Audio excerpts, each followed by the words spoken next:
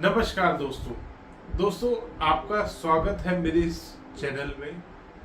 जिस चैनल में कभी भी आपको कोई एड्स देखने को नहीं मिलती।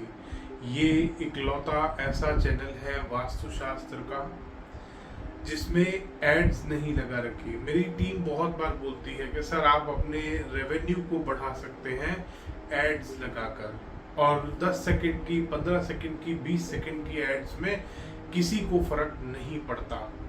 बट मैं हमेशा उनको बोलता हूँ कि जैसे मेरा एक एक मिनट कीमती है, इसी तरह से जो मेरे व्यूअर्स हैं उनका भी एक एक सेकंड कीमती है।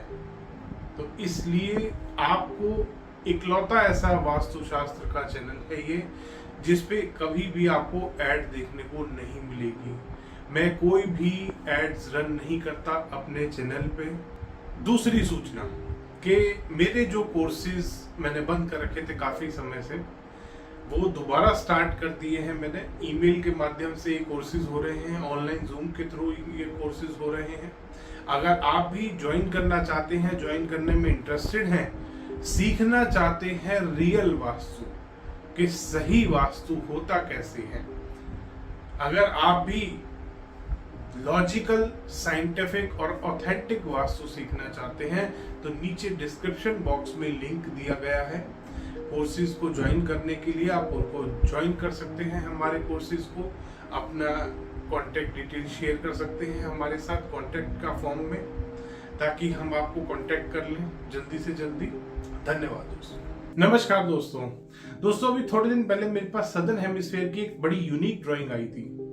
वहां पर जो क्लाइंट है मेरे, उन्होंने कोई वास्तु कंसल्टेंट से दिखाकर वो प्रॉपर्टी परचेज करी। अब आप ध्यान से सुनिएगा, ये कहानी बहुत ही ज्यादा इंटरेस्टिंग है और आई ओपनिंग ये स्टोरी है।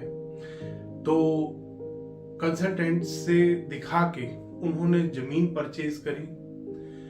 सदर्न हेमिस्फीयर के हिसाब से नॉर्थ ईस्ट फेसिंग जमीन उस कंसल्टेंट ने उनको दिलवाई, और उनके पास बिल्डर ने अलाउ कर दिया, क्योंकि बहुत अच्छा कोई बिल्डर था, उसने अलाउ कर दिया कि मैं आपके हिसाब से एक्सटीरियर में तो मैं चेंजेस नहीं कर सकता, इंटीरियर में मैं आपको अलाउ कर रहा हूं, आप चेंजेस कर लीजिए। तो उस कंसल्टेंट से उन्होंने ड्राइंग बनवाई, और दोस्तों नॉर्दर्न हेमिस्फीयर के हिसाब से काफी अच्छी ड्राइंग उन्होंने बनाई कंसल्टेंट ने।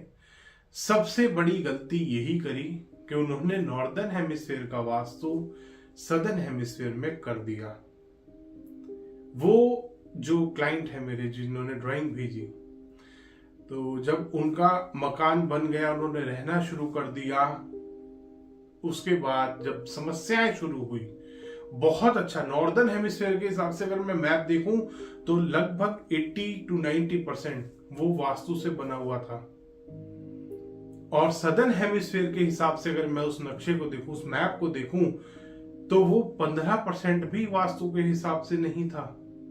वो इतना ज्यादा बिगड़ा हुआ नक्शा था क्योंकि उस कंसल्टेंट ने नॉर्दर्न हेमिस्फीयर का वास्तु ऑस्ट्रेलिया में अप्लाई कर दिया था, और एक के बाद एक मुसीबत आई जा रही थी। जिस दिन से वो उस घर को, पहले कंस्ट्रक्शन में उनके प्रॉब्लम आई, बिल्डर को प्रॉब्लम आई, बहुत रेप्यूटेड बिल्डर है वो ऑस्ट्रेलिया के जिनके पास वो प्रोजेक्ट था, और पहले बिल्डर को प्रॉब्लम आई उस प्रोजेक्ट को कंप्लीट करने में। उसके बाद बिल्डर की भी प्रॉब्लम, चलो जैसे तैसे उसने अपना, क्योंकि एक बहुत बड़ा नाम है उनका, तो उसने वो प्रोजेक्ट कंप्लीट कर दिया। उसके बाद जब उन्होंने रहना शुरू किया, हस्बैंड वाइफ और उनके बेटे ने, उनको एक के बाद एक समस्याएं आई। डिप्रेशन आ गया हस्बैंड को, हस्बैंड की जो हस्बैंड और वाइफ दोनों जॉब करते थे, काफी प्रॉब्लम्स आने लगी उनको जॉब्स में, बहुत ज्यादा ऑफिस में पॉलिटिक्स शुरू हो गई, वाइफ को तबीयत खराब रहने लगी, उनको काफी सीरियस इश्यूज रहने लगे हेल्थ के। इस तरीके की समस्याएं वो फेस कर रहे थे, और डे बाय डे उनके फाइनेंसेस और खराब होते जा रहे थे, बीमारियों में बहुत ज्यादा पैसा खर्च हो रहा था। फिर उन्होंने ड्राइंग मेरे पास भेजी, उन्होंने ऑनलाइन थोड़ा रिसर्च किया, देखा कि सदर्न हेमिस्फीयर का वास्तु वो नहीं है जो नॉर्दर्न हेमिस्फीयर में लोग कर रहे हैं। सदर्न हेमिस्फीयर का वास्तु डिफरेंट है। तब उन्होंने मेरे पास ड्राइंग भेजी और फिर मैंने उनको बताया कि आपने ये जो कर दिया है ये बहुत ही बड़ा ब्लंडर किया है। ये नॉर्दर्न हेमिस्फीयर का वास्तु किसी वास्तु कंसल्टेंट ने आपके घर में अप्लाई कर दिया है सदर्न हेमिस्फीयर में, जो कि टोटली गलत कर दिया है उसने। नॉर्दर्न हेमिस्फीयर के हिसाब से वो वास्तु अच्छा था, सदर्न हेमिस्फीयर के हिसाब से वो पूरा उल्टा था।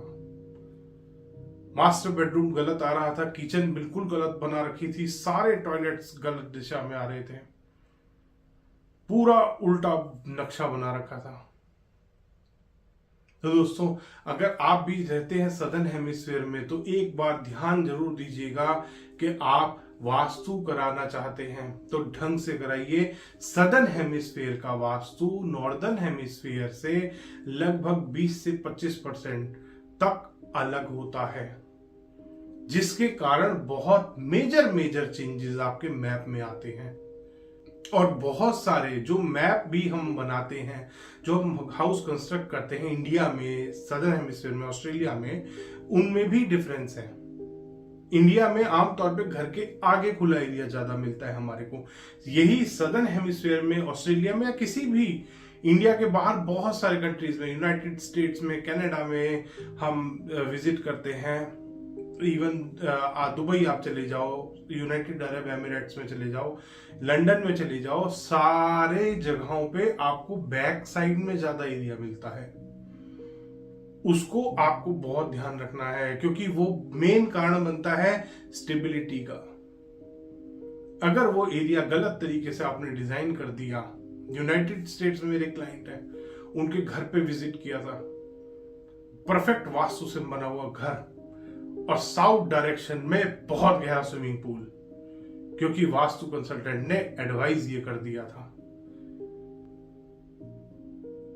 ऐसी मेजर गलतियां कर देते हैं लोग। इसी तरीके से अगर आप सदर्न हेमिस्फीयर में वास्तु करा रहे हैं तो आपको ध्यान रखना है कहां कहां आपका कितना स्पेस आ रहा है।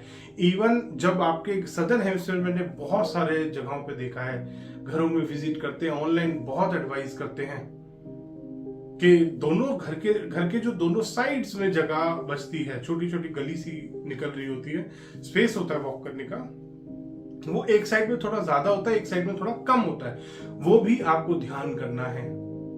वहां पे कोई आगे दीवार का सिस्टम नहीं है कि बाउंड्री वॉल का सिस्टम नहीं, आगे ओपन रहता है, उसको भी आपको प्रॉपरली देखना है। इवन लॉट की शेप से आप स्टार्ट करते हैं वास्तु करना।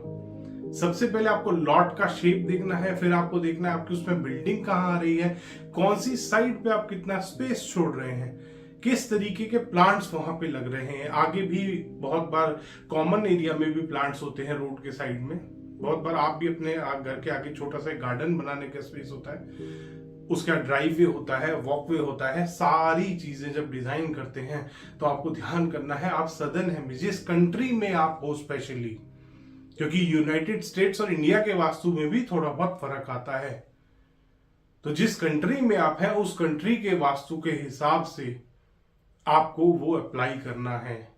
अदरवाइज आप कितना भी वास्तु करा लीजिए, आपको बहुत कम रिजल्ट मिलने वाले हैं। धन्यवाद दोस्तों, वीडियो पसंद आया तो इसको लाइक करें, शेयर करें और चैनल को सब्सक्राइब करना ना भूलें।